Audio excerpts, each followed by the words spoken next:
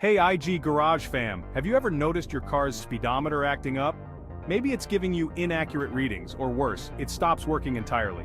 You plug in your OBDII scanner and boom, you get hit with error code P0501. Sounds like trouble, right?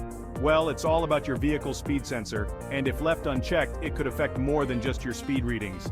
In today's video, I'll break down what this code means, show you exactly where to find the speed sensor, and how to fix it. Let's dive in. So, what does P0501 mean? This code stands for Vehicle Speed Sensor Range Performance. Your car's engine control module, or ECM, is not receiving proper signals from the vehicle speed sensor, which means it can't accurately track the speed you're driving. This can mess with your speedometer, transmission shifting, and even your cruise control. Now let's talk about the most important part. Where is the sensor located? The vehicle speed sensor, or VSS, is typically found either on the transmission or the differential, depending on your car model. It monitors how fast your wheels are spinning and sends that information to the ECM. Here's the VSS right here, connected to the transmission housing. If it gets dirty, damaged, or its wiring is compromised, you'll get that P0501 code.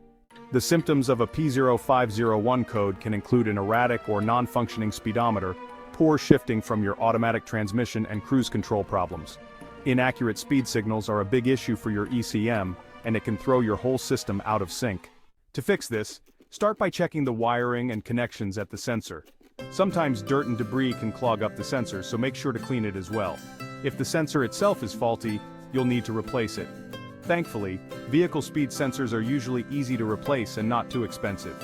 After replacing the sensor, clear the P0501 code with your OBDII scanner and take your car for a test drive to see if everything is back to normal.